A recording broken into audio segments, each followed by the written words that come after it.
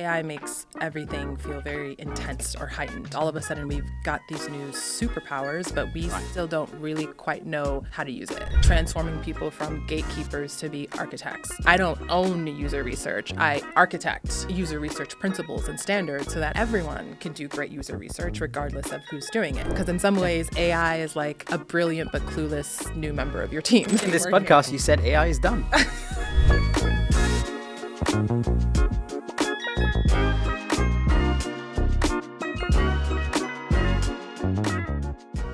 Today, I have the pleasure of welcoming Kene Anoliefo. Kene has led product and design at some of the most iconic companies in tech, like Google, Spotify, and Netflix. And she's also founded and grown her own business, Herd. She's known for helping teams thrive in the AI era by transforming how organizations capture and structure their institutional knowledge. So both people and AI tools can produce consistently high-quality work. Kene, welcome to Product in Practice. Thank you so much for having me. My pleasure. Before we dive into today's episode, why don't you tell us a little bit about you? Like, what have you been up to, and when did this interest in AI kind of come up? Yeah, so I'll start from the beginning. And I think I'm a product person through and through. So I've spent most of my career either building products or building products for product teams as an entrepreneur. Yeah. So the first phase of my career, as you mentioned, I was leading product teams at big companies like Spotify and Netflix. I also did an early stage startup where I was like the first PM. And at the time, it was a small real estate technology startup called Compass. And it's now like a really big, massively successful public company. So I've had the opportunity to just cut my teeth building product at lots of different places. And I started my first company, Herd, about 3 years ago. And Herd helps product and marketing and research teams get customer feedback fast by using AI to moderate user interviews. And so as we were starting to see some of the first big breakthroughs in LLMs, I said, how could we apply this to one of the biggest bottlenecks in the product discovery lifecycle, which is getting customer feedback. And so we train AI to help you with all these different user research tasks, like writing the research study, to actually moderating the interview with your customers in voice, video, or chat, and then synthesizing all of the data and insights and giving it to you so that you don't have to code or tag any transcripts manually. And that's used by some great teams across the industry, like Ritual and Miro and Retool. And I'm also working on something new now that's, again, at the intersection of product and AI, and just so inspired by all of the ways that we can continue to transform the way we build product, because it was mostly the same for most of my career, and in the last 6 to 9 months everything is different, and it's such an exciting time to be building. And it's changing at such an incredible pace as well. One of the reasons I wanted to have you on the show is basically, as I was prepping the show, I reached out to our good friend Ravi Mehta, and I said, hey, do you have anybody you want to recommend for this show? And he instantly said, you need to speak to this lady whom I just saw on stage at this product event in San Diego. And apparently it was like the hit of the show. And he was like, it was great. You should get this person. I was like, who are you talking about? Who is this person? And it wasn't like a name I had heard before, you know, and I was like super intrigued. And he said, and he introduced us, and I hadn't seen, I actually don't know if there's a video of you speaking on stage at this San Diego event yet online, but the way Ravi talked about it, I was like, yeah, I need to get this person on the show. Shout out to Ravi. Yeah, exactly. Thank you for gassing me up. And one of the reasons he suggested you was how what you showed when you were at this product conference was very hands-on and obviously very AI-centric. So what kind of, drove your interest to this extent in AI? Like, you talked about starting this company 3 years ago, already looking into, I feel like also 3 years ago, people weren't as fluent in AI or conscious about like all the possibilities of AI. So from that perspective, maybe you were kind of early on that curve. I like to think so. Yeah. You always feel late in Why AI, not? but yeah, sure, I'll take it. And then, where does this come from? Well, I already had a base level of like fluency and comfort working at companies like Spotify and Netflix, which are obviously known for how they build AI and ML into their Because like recommendation engines, stuff like that? exactly Okay. recommendation engines. Just even at Netflix, it's not just on the consumer side of the business, but also the supply side, to the production side of business. So those were some of the companies that were like first movers into our entire experience is powered by ML, which is now like, you know, a domain within broader artificial intelligence. But I think in the early stages when we were just starting to scratch the surface of what LLMs could do, I was just interested in applying it to every single aspect of what I was doing and every single aspect of the craft of building product. And Herd came to me and to my co-founder partly because we were like, it takes a long time to like talk to people, but it's also really important to talk to people and to learn about them. So is there some way to scale it? And now you have this technology where you can actually, you know, have directed conversations, but kind of like outsource that to an AI. And it can be conversational, but it can still be aligned in your guardrails. So I think it was really just saying in the early days, how do I take this now that it's so usable and try to apply it to everything that I do? Yeah, that's super interesting. Do you feel like you had an advantage or an edge as opposed to like the rest of the PM talent because you were at companies like Spotify and Netflix before from an AI perspective? You know, in some ways, I've taken some classes, you know, when I was in undergrad and grad school around AI and ML, and of course, working on these products and working amongst people who, you know, are really well versed in this technology gives you a baseline fluency. But I would say a lot of it was really just the mindset. Like I didn't feel intimidated by it because I'd been around it for quite some time. And even though I'm not a technical person who spent, you know, years and years doing AI or ML research, I know how to read the papers. I know how to understand the technology. Yeah. I know how to ask the right questions. I'm not afraid to say, like, I don't get what you're saying. Could you To be fair, you explain don't, that to me like, in to a be fair, different way? you don't really need to know how to read the papers now. You could give the paper to, you know, ChatGPT and get it to. Do you know what I mean? True that. So I think a lot of it is the mindset where some people feel intimidated by it and think they need to be invited to sit at the table and have the conversation. And I just never felt that way, partly because I was always there.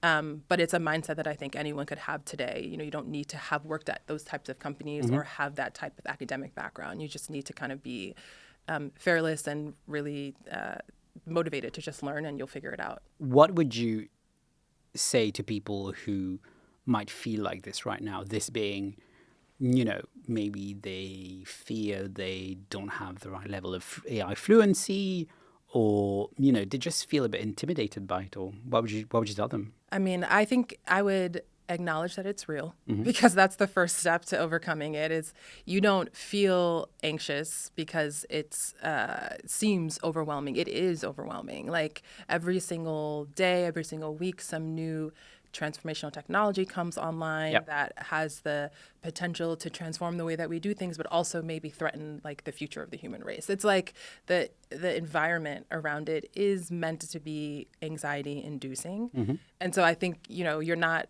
out of the ordinary that you feel this way.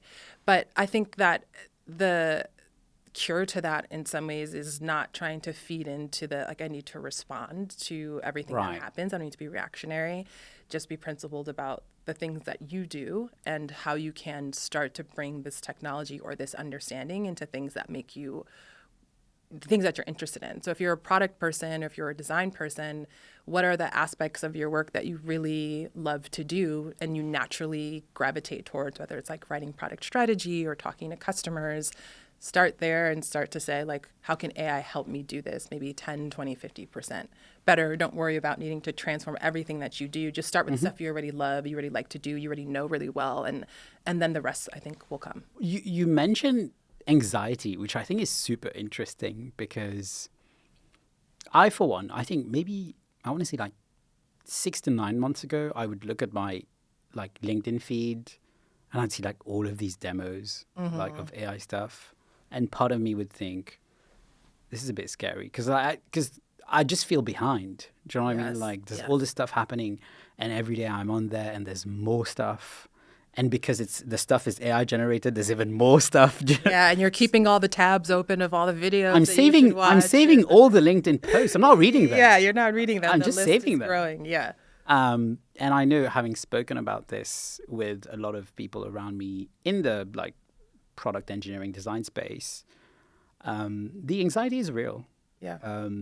What would you, or how would you recommend a product leader help create an environment where, it's welcoming of the anxiety of people on your team as product managers, for example? And like, what can a product leader do today to help raise the AI fluency in a team while acknowledging that, okay, this anxiety is like real, it can be validated, and then like, plot a course forward to raise the level of the team? Well, I mean, I think leading in the age of AI, it's that old adage of like everything is different, but it's also still the same. Mm-hmm. So a lot of the things that we do in terms of the fundamentals as product tacticians or leaders remains the same in terms of understanding the market and our customers, helping unblock our team, helping to grow people. But it's like AI makes everything feel very intense or heightened because it's like all of a sudden we've got these new superpowers, but we still don't really quite know how to use it. So I like to think of it as like, when Peter Parker got bit by the spider, like all of a sudden he has all these new superpowers, but in that early stage, his hands keep getting stuck to things and like he doesn't know how to use his webbing. Yeah. And they're like, you have to defeat the Green Goblin, but he's like, I don't even know how to even make anything work. And so I feel like that's the stage that a lot of companies and a lot of teams and a lot of product leaders are at with AI. And I have a framework. I mean, I made it up, but I mean, people make up frameworks every day, so why not? It's better than nothing, I'll tell you that. And I think of it as like the 3 Ps of driving AI adoption. And the 3 Ps are people, process, and platform. And so the people is answering this question of who am I in this age of AI? What are my roles? What are my skills? What makes me special as a person? It's not just the functional description of what we put on, the job description. It's deeper than that. It's identity. Part of the reason that AI is causing all of this anxiety is because people don't yet understand who they'll be when perhaps AI starts to take over some of the things that they thought were special. Yep. And that's special about them. And that's especially true if you're leading in a high-performing environment where people tend to equate what they do with who they are. So you have this new technology. I do that. We all do it, right? It's because it's deeply personal. We want to do our best work. And so when something comes in and sort of threatens that, it leads people to feel a lot of anxiety. The second is the process. So how does the work actually get done? How do we collaborate? Like, what are the quality standards? If AI helps me do something 50% better, 50% faster, but at 75% of the quality, is that okay? Like as a leader, you have to make all of that stuff explicit. And then platform is the last, and that's like, what are the tools I actually use? So what are the tools that the people embed in the process to get stuff done? And I find that most companies jump to platform because there's like so many new tools and workflows, and like you feel like you need to just like buy all the things and put it into your organization. But they're not yet addressing the process or, most importantly, the people. And as we know, if you've worked in any type of environment, people is the number one thing to address. And so then you have the anxiety and all of these. It's also the least straightforward thing because, like, by nature, you're dealing with something that is, the human. Anything human is quite, how would I put this?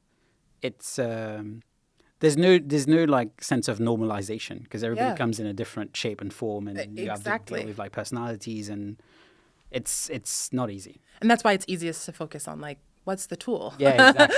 Rather than, okay, so now the designer's feeling a little encroached upon by like the product person, or the process is not feelings, right? So we just jump to the tools and we don't think about like the people who are using them, and again how to address some of these deeper things around like your identity or anxiety, your role in the company, your role in the world as a result of this new technology. I think you should write something about this 3P framework if you haven't done it yet. Well, Axel, I'm working on something. So hopefully by the time this comes out, I'll have something to share. I knew something was coming. I didn't even tee him up to say that. You're so good.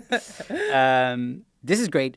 When we had a chat about the show, you talked a little bit about something called the coordination tax. Yes. I'd love for you to tell us a little bit more about that. Yeah, well, it's connected to this idea that we were all seeing now, which is, of course, AI gives us new superpowers. So the way that product has usually been done is like this dream team of specialists who all come together to help build something. And so you've got designers and engineers and product folks and user researchers and data scientists, and they're all like amazing at their one domain. But part of the tax that you pay in terms of collaboration is through coordination. So it's keeping everyone on the same page through meetings and status updates. And it's not additive to the work, but it is a tax you've got to pay to get the work done. And now with AI giving us these new superpowers, now like the PM can be the designer, and the designer can be the engineer, and the engineer can be the user researcher, and the user researcher can be all of these things, right? And so it helps us eliminate some of the coordination tax because each person can do more. But then it also brings up these new questions of, like we were saying, anxiety, role, ownership, which I've seen as I've seen it myself firsthand. And also as I talked to a lot of my peers, it's kind of leading to some like negative anti-patterns too in organizations where people might be gatekeeping to sort of say, if I can create scarcity around the thing that I do, then I have to be in the room. People will have to include me. This is super interesting because at the same, like I totally get the gatekeeping behavior because I've seen it firsthand as well. Part of me also thinks AI just helps democratize the superpowers. Do you know what I mean? Like, because we kind of, in this bubble we are all in, as in the product and tech bubble, we all have access to the same capabilities. I mean, as much as you're ready to pay for like a GPT subscription, even if you're in the free version. Do you know what I mean? Yes, like, of course. Like, it's interesting that still, like, the behavior of people would be, like, some people would be gatekeeping stuff, Well, I think that people, are going to bring their own mindset now to this new era. So the things, like the way that you approach things in the past, it's going to become heightened now in the future.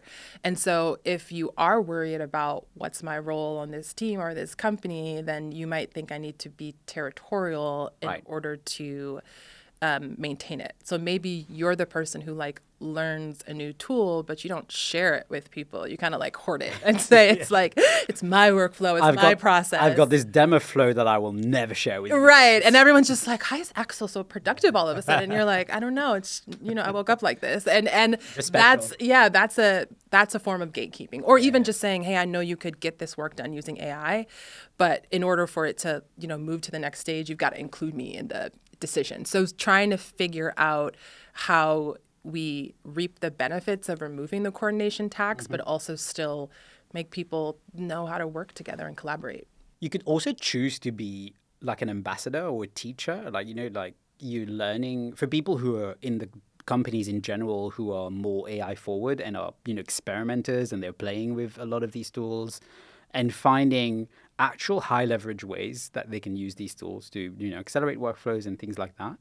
You could either just do it and then great, your output has been increased and maybe you keep the same quality bar, but isn't there a multiplier effect in just like teaching everybody, like recording yourself doing a demo and teaching everybody else? And is like, doesn't that contribute to you being more successful? Even like, I'm just talking from a pure, if I'm cynical, like even from a pure optics point of view in the company, like maybe your leadership teams look at you and goes, oh, this person is great because they've been sharing. And do you know what I mean? Yes, I think 100%. I mean, I think part of it, I always go back to leadership because I think, if you're a great leader, if your team's not doing something or displaying behaviors, you have to ask yourself, have I set up the right environment for them to do it? And I think we would want teammates to be enablers, but perhaps the environment is still one of competition or one of gatekeeping. Yep. And so I actually think it's back on the product leader to say, or leader of any team to say, have you explicitly told your team that part of their job is to enable each other to do great work, regardless of who owned it in the past? Right. Just enable people to do great work because now all of us have these new superpowers. So I like to think of it as transforming people from gatekeepers to be architects. So I don't own user research. I architect like user research principles and standards so that everyone can do great user research regardless of who's doing it. As a product person, I don't own the product strategy necessarily. I might own like the principles and the inputs and codifying that in such a way so that anyone can create great product strategy and so on down the line. And I think if you actually made it an explicit like requirement or something that like is going to be Like measured having a goal, performance. like a goal around it, yeah. People will automatically now start to say, okay, hey, now this is important. This is how I should be engaging. So people behave like they're incentivized. Exactly. So yeah. Yeah, That kind of makes all the sense. social science of it, Yeah. of it all. Yeah. I like what you just mentioned around moving from being gatekeepers to architects. Yeah. How, like, very concretely, how do you think product leaders can do this in their organization? I know, like, there's nothing specific about this to product, and it's not exclusive to product, but if you think about your experience as a product leader, like, how would you, like, if you had to go through, like, a few bullet points or a few initial steps to kind of, like, set an environment up for this so people are successful, how would you go about it? Well, I'm a really big believer in something I call context enablement, which is how do you capture the core knowledge about your product and the process of building your product? So that could be your product strategy, it could be who your customers are, and what segments and personas, your design principles and design system. How do you capture that and turn it into explicit context that AI tools can use to produce great high quality work? And so it's not just the AI tools, but the person using the AI tools can use them to produce great high quality work. And I think actually turning your eye towards saying, if we want everyone to have a superpower, we want to externalize sort of some of the implicit knowledge that's sitting in each person's head who's working in a silo right now. How can we externalize it and transform it into an actual, piece of information and knowledge repository that now any AI tool that anyone on the team uses can have access to that knowledge? So again, if I take the user research example, I'm not going to say I need to sit in the room and design every research study and write every single question. I'm going to say I'm going to design a context repository that's going to help you and the AI tools that you use understand how to choose the right design methodology, how to write great research questions, how to think about recruiting users and all of these things, so that when the PM and the engineer says, I want to use AI to help me with a user research task, I don't need to be in the room because I've already externalized the context for them. I think that I'm drawing a parallel here where there's a lot of talk in the industry around your moat is really your data. Like, if you think about, like, all these tools are now becoming available to basically anyone. Totally. How do you differentiate? How do you build, like, a high value product and take it to market in this context? And it sounds like what you're saying about context is pretty much what people say about having great quality data. And now you're saying, let's make this data available internally for the rest of the organization. So the level and fidelity and quality of decision making could be way better using these tools and, like, basically produce high quality artifacts, but also outputs from all these workflows we're doing. Exactly. And I think the bridge from data is that data by itself isn't necessarily context. Data can have, like, lots of stuff in it, and then the context might be left for someone else to infer. Right. And so the difference here between data and context is I'm explicitly saying, like, this is the way we build product at Atlassian. This is the way we approach design at, fill in the blank company. So the same way I would maybe explain to a new hire, because in some ways AI is like a brilliant but clueless new member of your team. So until it has the context. Until it has the context. So it needs the context just like everyone else to understand. I love that how in we this work podcast here. you said AI is dumb. Well, I mean, if it doesn't have the right context, That's true. what is it? It's using, whatever's in training data sets, some stuff it's scraped off the web, right? And it's inferring. Yep. And presumably your company is much more strategic than, some sort of generic statistical output. So how do you help AI actually understand that context so that it can, just like every single member of your team, know how to operate, even if it's not being supervised by, a specific expert when it's doing a task? It's almost like this investment you make, and you're intentional about it, making this investment upfront, because you know the impact it will have on the quality of the stuff that comes out of the AI-powered workflow, right? Because Totally, yeah. I feel like it's the way I'm thinking also about this is, like, how in a lot of early-stage startups, people will build a lot of things. Like, there's a lot of quick and dirty solutions, and then the product gets traction.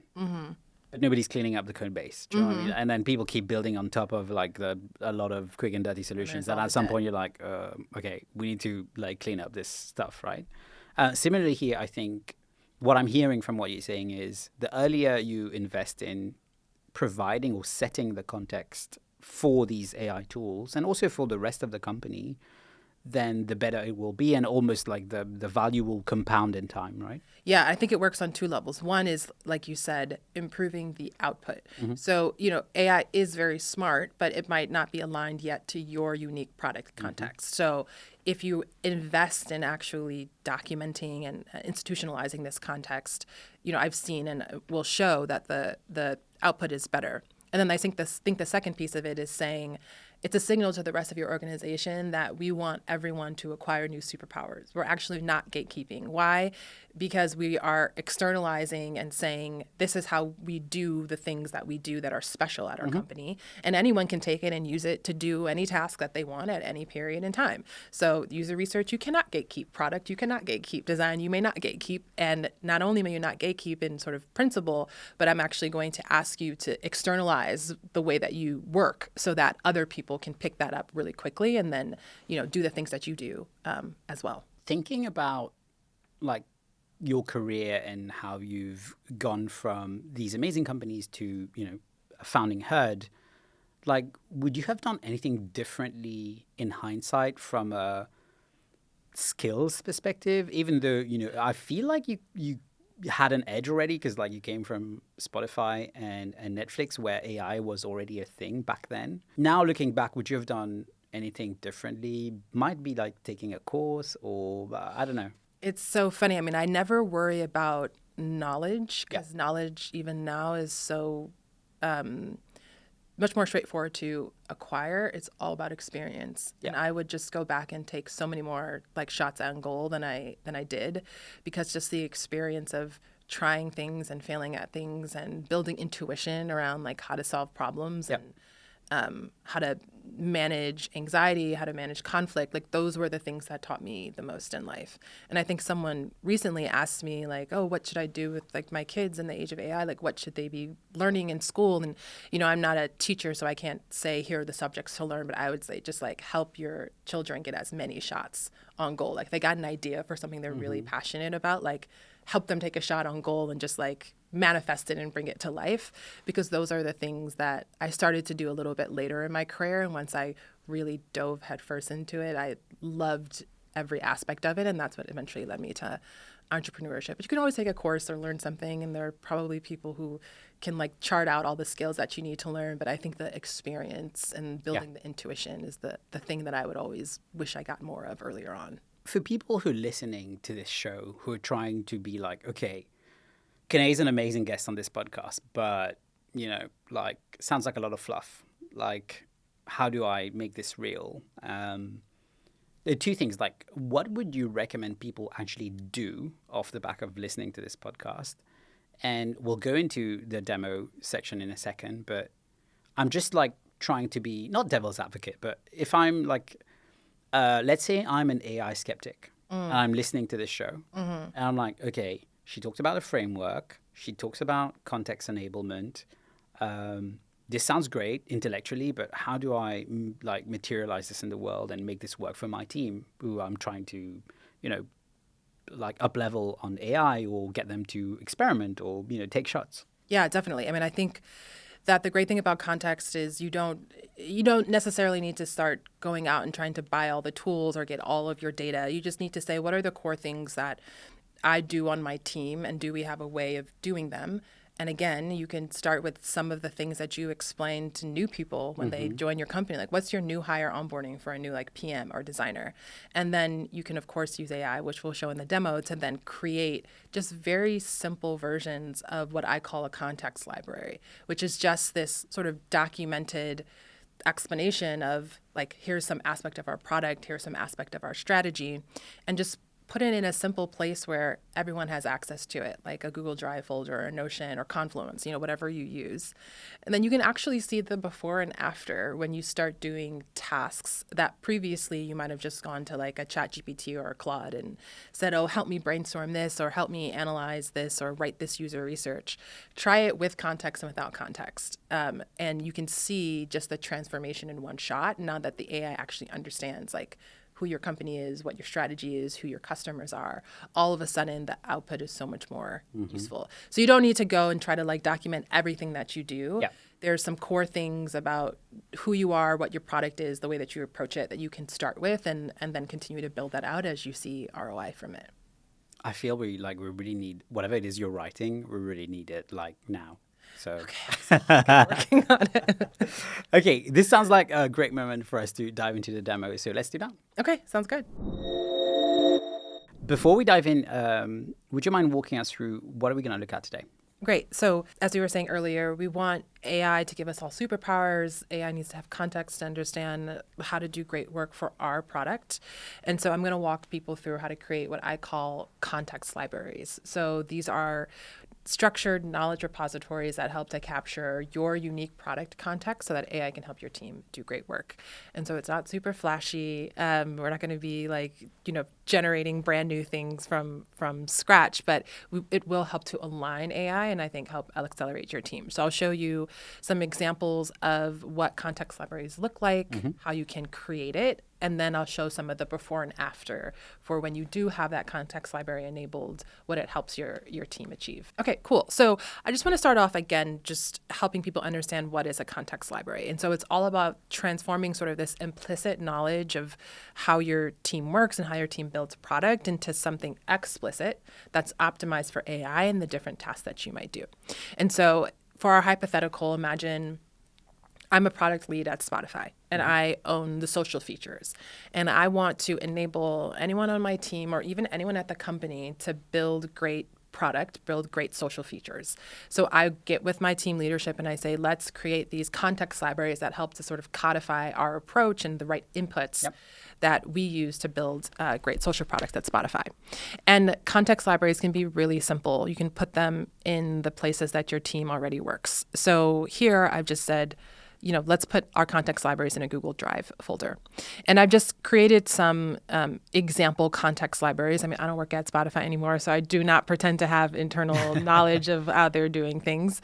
But just for the purpose of this demo, you can imagine I've created some libraries that help describe all the different social features on Spotify, how they work, their value propositions, their key capabilities, the personas or the segments that they try to design for when they're building social features, some description of the strategy in terms of principles, inputs, targets, metrics, and then some user research maybe to help people figure out how to do great user research, which can be different for the social team versus, a team I worked on in Spotify was their creator team, which is focused on a completely different side of the business. So the way that they do research with artists and labels is completely different from the way the social team does research with Spotify consumers, right? So we'll double click into one of these libraries just to show folks what the contents of it could look like. Right. And so this is a user research context library, and it has a comprehensive guide for creating effective user interview scripts that align with Spotify's research standards.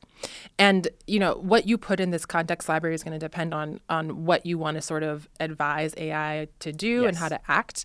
But you can see like here guidelines, right? Yeah, exactly. You can see here some of the things that we've outlined are, how to choose the right user research methodology given your goals. So what user interviews are good for versus what you might consider other types of interviews for. Different types of user interviews, and even one of the big things when you do user interviews, which is how to, actually structure your research objective, which a lot of people skip, but it's a really important sort of first principle to make sure that you're actually designing a study that's going to help you achieve your goal, right? So if I'm the user research leader on the Spotify social team, I've put together this document, which can include templates, it can include prompts, with the idea that people are going to be using AI to do user research tasks. So I want that AI to have the best knowledge and wisdom that I have. Similarly, on the strategy side, you might create a context library that captures sort of the core principles and frameworks, right? And again, it's not just sort of what are the features, but it's like, how do we actually think about what separates Spotify social versus other products in the market, the types of principles that we want to actually enact in our product? How do we think of that? So then when AI helps you, it's not just guessing or inferring, it's aligned with that product strategy. So you see here, if I'm the product lead, I might want to enumerate some pillars like identity expression over social networking, right? We're not just trying to build another social network. We're trying to help people express maybe their music tastes.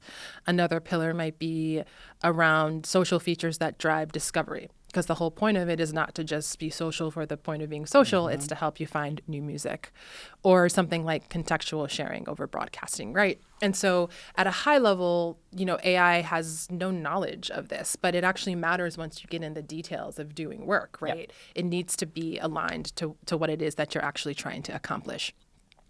And I think, in the spirit of trying to give AI context, you can also use AI to create the context library, of course. I think one of the things to consider is that you probably already have this information lying around somewhere, like in a product strategy doc or in some sort of like team best practices.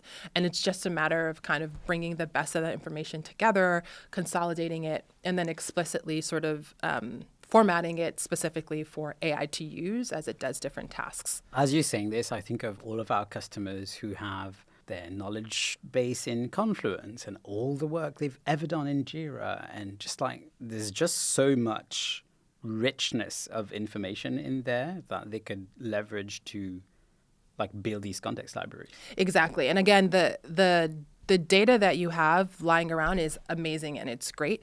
And it's not quite always the context that AI is going to need to know exactly how I should do it when I'm doing this task. So this is about transforming that data into something really simple, well formatted. That it can ingest in the right way. Fits within the context library. Yeah. It's not going to infer something from your docs. It's going to know explicitly Yes. how you want it to do things. And so you can take some of those docs and you can use a prompt. I tend to be a Claude girly if I'm doing any sort of like writing or Big fan of generation. Claude. Yeah. And so I've just come up with a prompt here. If I wanted to create the prompt for the social strategy library. And you can see it just sort of tells the AI that I'm trying to enable people to essentially write product strategy using AI. So can you help me create this context library that captures sort of our key inputs as far as strategy, principles, and best practices? And I've also given it a few topics that it might address. And so I can use a prompt like this, and then I can attach some of my existing product strategy docs. And then I say, let's go. And it'll, of course, start generating a number of things. And it's going to be a process, right? So AI is going to generate an artifact for you. And I always like to kind of start outside of the tool first to get some of the core thoughts down, and then see what the tool gives me, and then we'll put those together like in a Notion or a Confluence.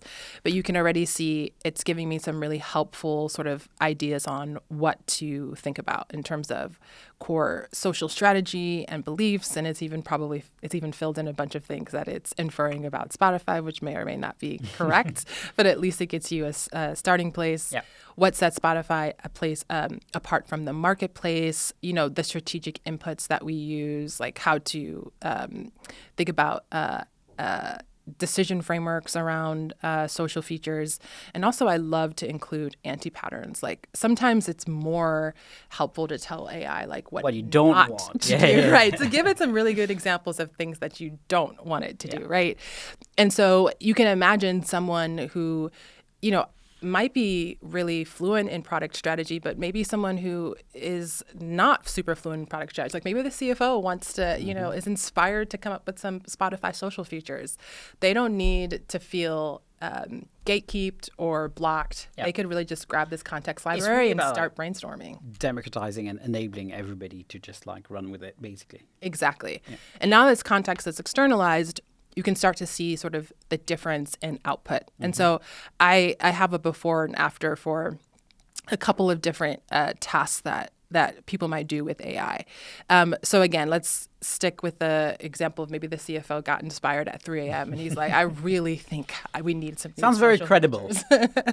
Hey, Spotify is big on innovation, so it can come from any place in the company. So maybe he comes into ChatGPT and he just puts this very basic prompt: help me brainstorm some new potential social features that would help meet user needs and improve Spotify strategic metrics. And remember, there's like no real context attached here. And so ChatGPT gets to brainstorming, And I mean, this is no shade to ChatGPT because it doesn't have context, so how is it supposed to know? But some of the features that it's brainstorming and coming up with are pretty misaligned to the strategy context that we came up with, right? So one of the pillars that we said is we don't want to make features that are just mimicking other social networks. Right. And so this first one, Group Story Playlists, it's a collaborative playlist that updates an Instagram story every single 24 hours. So I think that is pretty square, like against some of the principles that we have. Or even this next idea, which is now listening pings. So when a friend starts playing a song or album you've liked, you get a subtle notification to join in. I mean, could you imagine? You'd probably delete, delete overwhelmed. your Spotify, right? Because we kind of all listen to the same thing. Exactly, right? So, clearly these are great guesses in ChatGPT's mind of what could be fun for a Spotify social feature, but they're not aligned at all to the actual strategy for the company. And then, I tried it again. But here I attach some of the context libraries, and again, they're in a Google Drive folder, so you can even just have that Drive folder and attach it to ChatGPT. And I use a similar prompt, but I also tell the AI, hey, here's some context around our strategies, our principles. Can you use these as inputs to help brainstorm new ideas and align your ideas to these strategy? And immediately, first thing you see is that the AI is acknowledging the guardrail, so it understands what our strategy is, and it's going to try to come up with ideas and brainstorm features that are deeply aligned with those.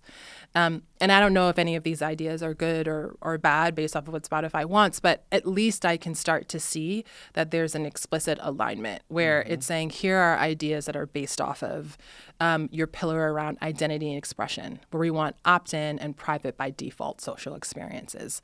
And then here are some ideas for features that might fit into that. Here are some ideas for features that really drive social power discovery, serendipity without status. And so this is just a very basic before and after, and you can already imagine, because ChatGPT has a ton of knowledge about Spotify, it's already able to fill in even in the no context. But imagine again if your company is not so widely represented on the internet, that delta between without context and then having context is going to be 100% huge. I think that also the interesting thing, if I look at how people behave generally when so there's always the promise of what AI will do for you, and people build this idea that a lot of the stuff is going to be one shot, and then they put their prompt in there, and then they're like, wait, what? Utter disappointment. Yes. So what you just showed, I think, is super interesting, because these documents, like you said, could be the context library itself could be generated with AI, but you're really investing in helping the AI refine the quality of what it's going to output. If you genuinely invest in building the context library, this is, and with I'm guessing you didn't spend a lot of time on, because this is a demo, right? But imagine if you're you're in a work setting, then you're incentivized to do a good job as well, right? Yes. So you build a context library, and I can only imagine, especially with models like GPT-5, what you'll be able to create when it comes to, a strategy document, or ideas for features for the roadmap this year, or what would an aspirational launch look like for this flagship feature, whatever it might be. The quality is maybe 10x, right? Yeah. And that's what's interesting. It's you give this amount of investment, and it has this multiplier effect to what the AI will produce. Yeah, and again, I say I love it because it's a low lift, and it is helping do something that we're already in practice of doing, which is as leaders, trying to make sure people have the right context, but then just saying, okay, now AI is a part of this equation, and I want to make sure AI has the right context. And I also just want to help people do better work, because one of the most annoying things you do when you're doing work with AI is copying and pasting all the context from all the different places and finding the thing. And it's getting better now with memory, and when ChatGPT launch memory context across multiple conversations and projects. Yes. At first I was like, I don't know if this works. And now with GPT-5, I actually prompted something this morning and realized it got something from another project, and it kind of filled in the blank, and I wasn't expecting it to, and it was well done. Yes. Subtle, and well done. And it's actually almost now creating this expectation, now that I've seen it work once, instantly, this is the new standard for me now. You know what I mean? It's like, now it needs to work all the time. Yeah, you have this expectation. You're like, of course it's going to work. And then it's exactly. The other 99 times you might still have to get in there. One thing I wanted to talk about is, this is great. I think you have a couple of more things you wanted to show us. This is really interesting. How much of this do you think is going to become standard operating practice in the craft of PM? The reason why I ask is, if you think about evals, for example, I didn't know about evals a year and a half ago. Now it's a thing, and it's becoming more and more of a thing, especially because as a product manager, you are expected to know how to build AI-powered features. Yes. It's going to become like a mainstream thing. So as you need to learn how to write evals as a skill, right? Yes. Have you heard anything about context libraries? Do you think this is going to become a thing people are expected to do? What's your thought around this? Well, certainly I think, contextual engineering is the newest and hottest thing in AI. And I think it makes a lot of sense. And my thesis on it is that probably the next 2 or 3 years, it's going to be infrastructure over intelligence. We're starting to see just the massive gains that we saw in the early days of AI kind of slow down, right? And it's not to say that models won't get more intelligent, but they might not increase intelligence at the pace we once saw. And so what do we need to do to kind of help models, help AI function within its set of current limitations? I think it's infrastructure, and I think it's things like context and enablement and context engineering that are going to enable AI to get better and better and better at the tasks that probably explains why some of these data engineering companies are doing really well valuation-wise. Certainly. I mean, I think you even look at some of the gains that we've seen in AI coding tools in the last year. A lot of it was contextual engineering. It was being able to get into your code base and figure out, how do I grab the right context and engineer the right context so that AI knows how to take operations within your code base. And so I think that the entire system, as long as we continue with using LLMs the way that they exist today, we're going to see a much bigger investment in context and getting more sophisticated in the way that we engineer context. And to me, this is the lowest level, very simple thing that an organization can do. It'll continue to get more sophisticated. Eventually you're going to be building agents that operationalize this context. So you don't need to have necessarily files, but you have these autonomous, agents that are taking You're producing actions. new artifacts. The agents are collecting them and adding to their libraries. Yes, and its entire standard operating process you've codified in a way, and you're continuing to update it. And everyone's somewhere different on the AI adoption curve, so you don't need to jump to agents. Yeah, sure. So, I mean, this is just write a couple of docs that help to standardize that context. It's also good practice in forget about AI. It also sounds like something everyone should be doing. Do you know what I mean? Yes. Do you know? So the interesting thing I think about the era we're going into is engineering teams have really worked in this way quite for as long as I've worked with engineering teams. They have a lot of these practices around making the implicit explicit in terms of just documentation and even how to do ADRs. Peer review. CI/CD. We have versioning history of everything. And I think it's a really big mental shift for product teams to work this way, because we're things are so complex and so messy, so we can't explain them. But it's no, now you are forced to explain them. And I think it's actually a really good exercise to sit down and say, what are our product principles?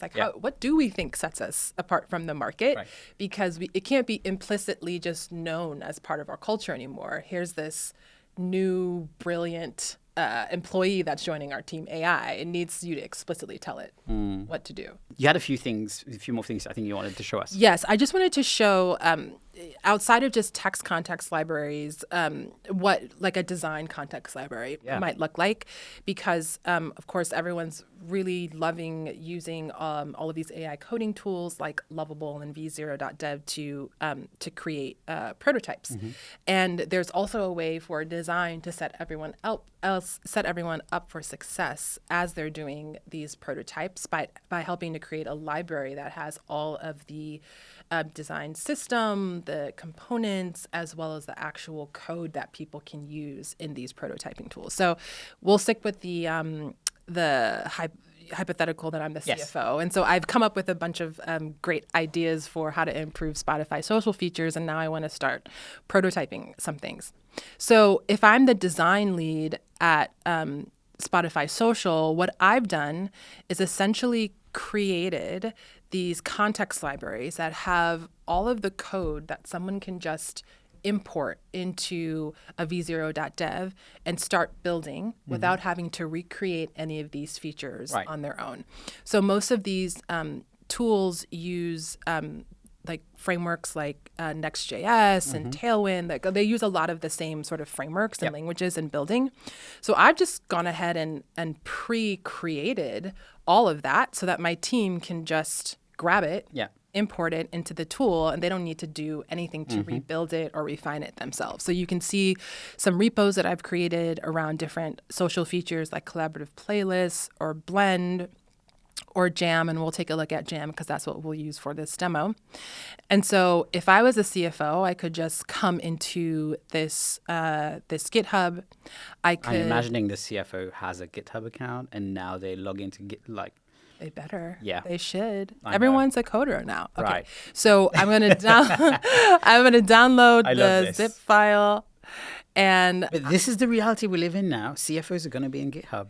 well, listen, I have heard of some companies where literally like the CEO is prototyping at midnight and then sending the product lead like, hey, here's my new idea for Is this. this like a product manager's nightmare? It is their nightmare.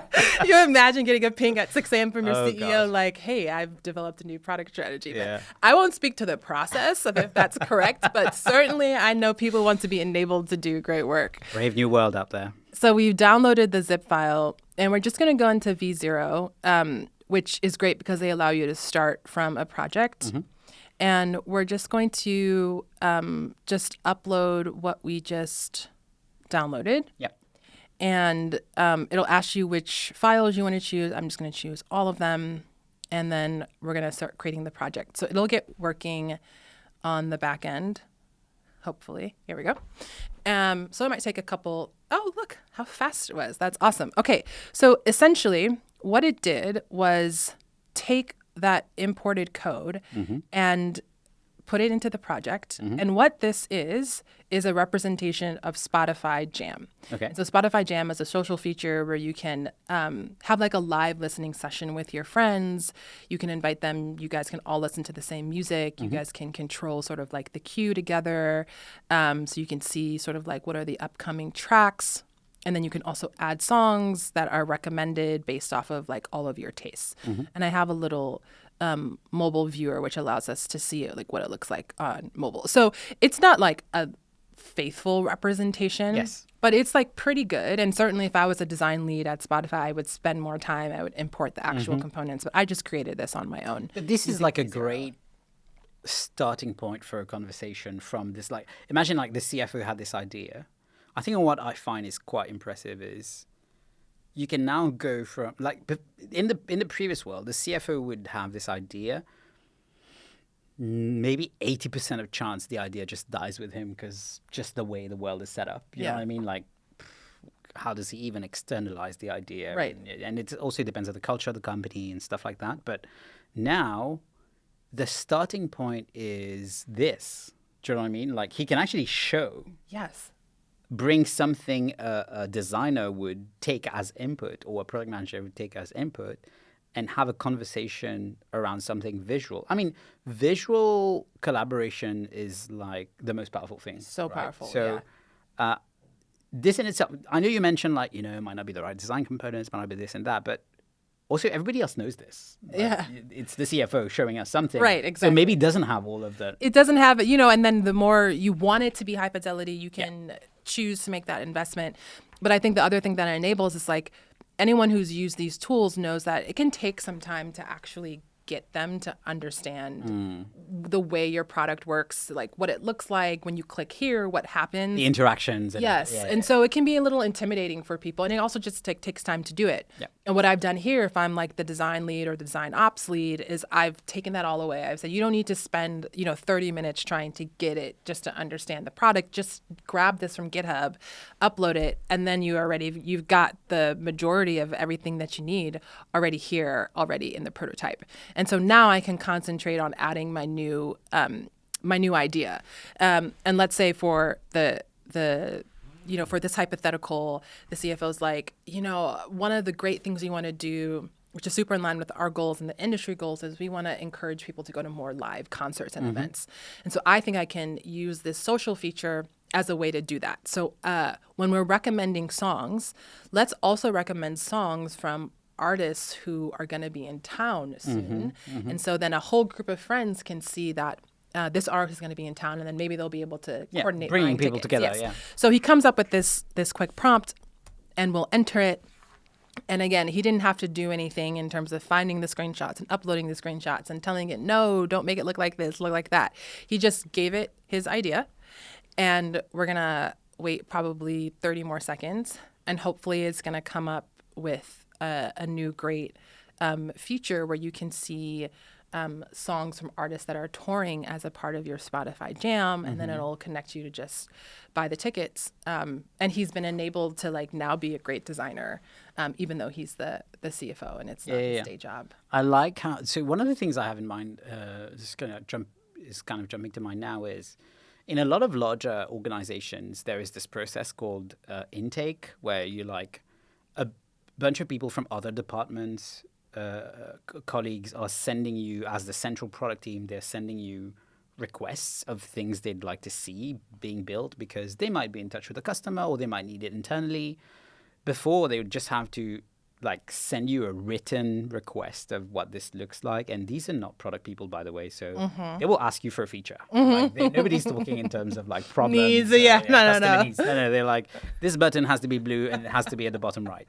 I think what this can also enable in the larger organization is, again, the starting point for the conversation could be something a little bit more contextually aware. Do you know what I mean? Yes. Versus this blob of text that I'm only filling because the process requires me to fill it. And I'm telling you, this is what I need from you right now. Yes, 100%. And I think that is, that's the promise of these technologies, like you were saying earlier, democratizing it.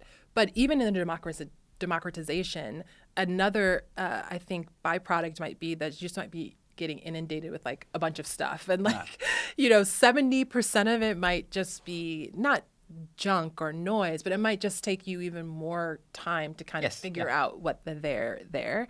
To me, investing in this context, it's okay, the first shot, it's going to be 100% better. And that helps everybody. It helps the salesperson who's coming up with the product idea. Then it also helps you as a product person who's trying to hopefully make what their vision is a reality if it matches your customer needs. Okay, so it's created a few things: a third swipeable tab, updated navigation. So let's go back to our app and let's see what it did. So, okay, here's the first thing, which was already here, which is it's going to recommend songs based off of who's in the queue. Then it's going to recommend songs based off of what we liked. And then now it's also, now it's recommending songs based off of who is touring nearby, right? And again, it's so simple in terms of how to kind of put this into practice. But I think as people are actually doing the work, having some of these steps cut out for them, and instead just being able to start off with something that's contextually aware. And I feel like the conversation we could have, if you are the CFO and I'm the product manager or the designer, the level of the conversation we could have is now better because I know what you mean. You know exactly what you mean. There's visual support. And we can talk about, it's not about the finer details. It's about intent, right? Yes. And it's not about gatekeeping the CFO being you can't come up with social features. It's about saying, hey, maybe you've had some really great inspiration because you do think we should be doing it. The best solutions do not come. Oftentimes, the best solutions do not come from product. They come from somewhere else. Exactly. I mean, product is about I think shepherding the best opportunities, not coming up with the best opportunities. So again, if you're going from gatekeeper to architect, if you're moving from I create value by making resources scarce to I create value by enabling people to do great work, then you are not jealous or possessive over who comes up with the idea. In fact, you want more ideas to be come up with and to come to fruition from all different places in the company, because that's part of what you're trying to architect. I love this. Thank you so much for this demo. That Of course. super helpful. And I can already see how, having the context libraries and, as an input for a lot of the AI models out there just makes the quality of what's being produced, more helpful for conversations we want to have in the organization. So thanks for that. Right. This is the lightning round question that I have for you today. The first one is, what would you advise a product manager to do to kind of stay sharp in this AI era? Like, what can somebody do as a habit every week?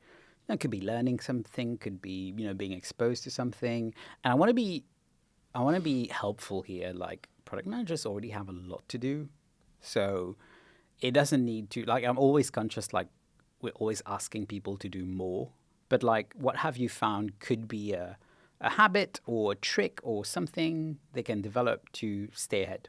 Yeah, it's a great question, and people are super anxiety just laden now. I would say make it a group thing. Like maybe you once a week have lunch with a couple of your friends who either work in your company or may not work in your company, and just say what did you guys learn or think was the experimenters, yeah. And so it's social. It doesn't feel like another obligation of another demo or thing you needed to learn, but you can get together with people and you can talk and you can actually hear in context rather than just another newsletter to follow. Go out and talk to folks and in the real world. Yeah, in the real world, and you'll probably learn something. Okay, I love that. There is this BBC radio show that I love in Europe, and it's called Desert Island Discs. I don't know if you've ever heard about it. No, I haven't. It's basically the host asks the guests. The guests are usually super famous, like you, and they ask them if you were stranded on a desert island and you could only